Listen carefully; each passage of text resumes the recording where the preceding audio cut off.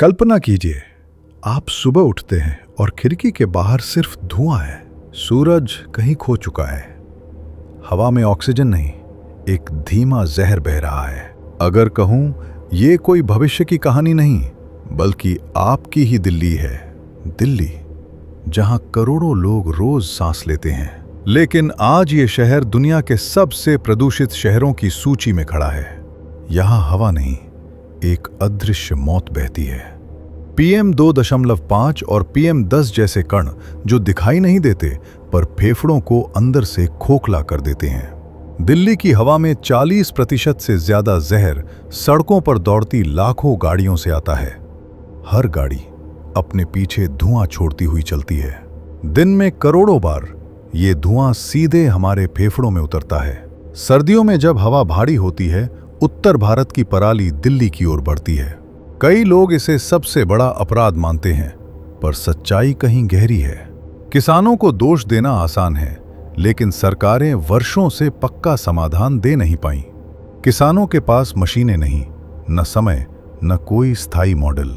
दिल्ली 2020 और NCR में सैकड़ों फैक्ट्रियां, कागजों पर क्लीन, पर हकीकत उलट। कई फैक्ट्रियां रिश्वत देकर अवैध रूप से पास की जाती हैं।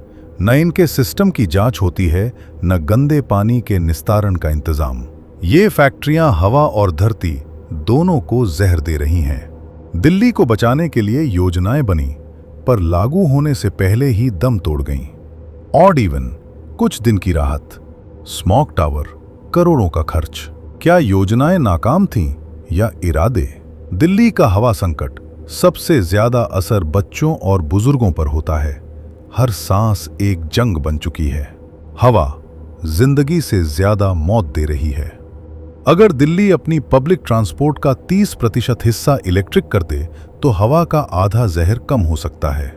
किसानों को सही तकनीक मिले तो पराली जलाना आसान बन सकता है। मिनी जंगल और ग्रीन वॉल्स हवा को जिंदा कर सकते हैं। रिश्वत का खेल खत्म हो, फैक्ट्रियों की रियल टाइम मॉनिटरिंग शुरू हो। हम इंतजार किसका कर रहे हैं? उस दिन का जब हम बच्चों से कहेंगे, कभी यहां नीला आसमान हुआ करता था। हवा जिसे हमने कभी महसूस किया था, आज हमें खत्म कर रही है। भारत महाशक्ति बन रहा है, पर क्या राजधानी सांस लेने लायक भी बचेगी? अगर आज नहीं जागे, तो कल सांस लेने की कीमत चुकानी पड़ेगी।